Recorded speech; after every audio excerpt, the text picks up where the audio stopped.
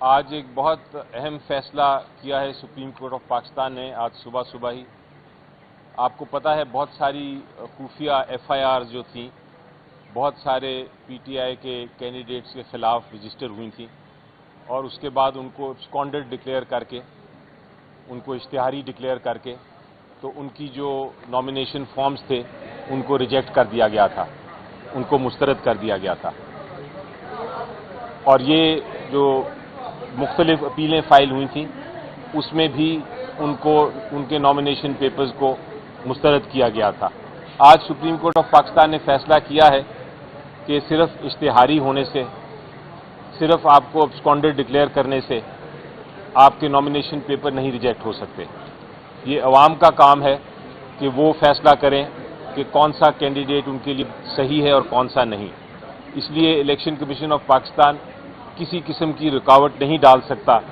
ایک شخص کے نامینیشن پیپرز میں یہ کہہ کے, یا ریجیکٹ نہیں کر سکتا یہ کہہ کے کہ وہ اشتہاری ہے. اس کے علاوہ عدالت نے کہا ہے کہ اگر ان لوگوں نے جنہوں نے بیلز اپلائی کی تھیں, جنہوں نے ضمانت اپلائی کی تھی اور جن کو ضمانت دے دی گئی تھی اور وہ عدالت کے سامنے پیش ہو کے اپنے آپ کو انہوں نے پیش کر دیا ہوا ہے,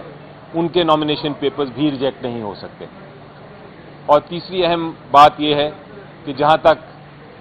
آپ کو یہ کہا جاتا ہے کئی نامینیشن پیپرز اس بات پہ بھی ریجیکٹ ہوئے ہیں کہ آپ پیش نہیں ہوئے ریٹرننگ افسر کے سامنے, تو عدالت کی یہ بھی آبزرویشن تھی کہ یہ قانون میں کہیں یہ نہیں کہا کہ آپ پیش ہوں ضرور. یہ پیش ہونا یا نہ ہونا یہ ریٹرننگ آفیسر اس بیسس پہ, اس گراؤنڈ پہ, اس وجہ سے نامینیشن پیپر نہیں ریجیکٹ کر سکتا. تو اس ججمنٹ کے بعد انشاءاللہ بہت سارے نامینیشن پیپرز جو ریجیکٹ ہوئے تھے وہ اب بحال ہو جائیں گے. شکریہ. یہ بتائیے گا کہ جو ریٹرننگ افسر یہ کر رہے ہیں اس طرح کاغذ مسترد کر رہے ہیں, کیا ان کی تربیت نہیں کی گئی یا الیکشن کمیشن کی مالافائڈی ہے؟ دیکھیں اس میں یقینی طور پہ ان کو جو انسٹرکشنز دی ہوں گی وہ قانون کے خلاف تھیں, تو آپ اس کو میلافائڈ ان لا کہہ سکتے ہیں. یعنی قانون میں اگر آپ ایک ایسی انسٹرکشن دیتے ہیں, ایسی ہدایت دیتے ہیں اپنے افسران کو جو کہ قانون کے خلاف ہے, تو اس کو واقعی ہی آپ میلافائڈ ہی کہیں گے. سر یہ ایک بڑی ڈسکشن چل رہی ہے کہ جو آپ کے امیدوار ہوں گے وہ آزاد ہوں گے تو کسی بھی جماعت میں جاتے تھے, اس حوالے سے کوئی تحریک انصاف پلان کر رہی ہے عدالتوں میں جا کے کہ کوئی پارٹی آپ کی موجود ہے, بلے کا نشان نہیں ہے, تو اس پہ لیگلی پوزیشن بتائیے گا کیا ہوگا؟ دیکھیں میری نظر میں جو کینڈیڈیٹس ہیں وہ تین قسم کے اس وقت میدان میں اترے ہوئے ہیں. یہ جو الیکشن ہو رہا ہے اس میں تین قسم کے کینڈیڈیٹس ہیں. ایک تو کینڈیڈیٹ ہے جو کہ اپنی پولیٹیکل پارٹی, اپنی سیاسی جماعت کے انتخابی نشان پہ لڑ رہے ہیں,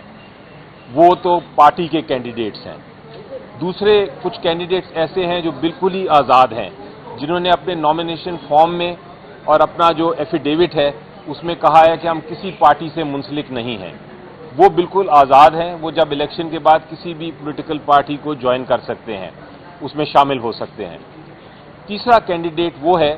جو کہ جس نے اپنی نامینیشن پیپر میں لکھا ہے کہ میں اس پارٹی کا, ایک خاص پارٹی مثلا پی ٹی آئی کا میں کینڈیڈیٹ ہوں, اور پی ٹی آئی نے اس کو ایکسیپٹ کیا ہے,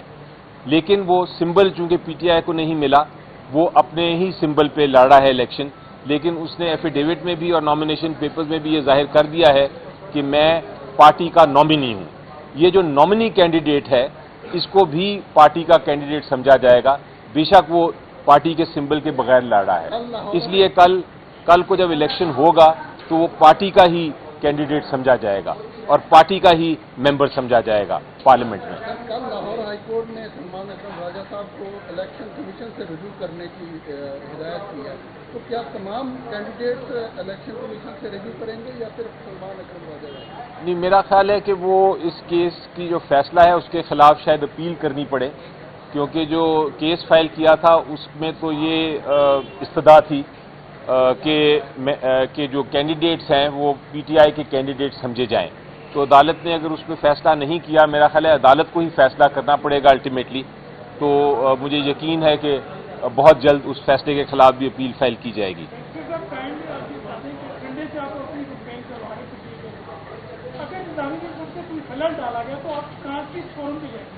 دیکھیں فورم تو پاکستان میں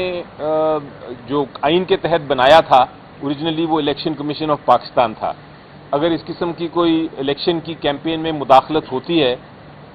کسی بھی طرف سے، تو یہ الیکشن کمیشن آف پاکستان کی ذمہ داری ہے کہ وہ اس کا سلوشن ڈھونڈے اور اس کا حل ڈھونڈے.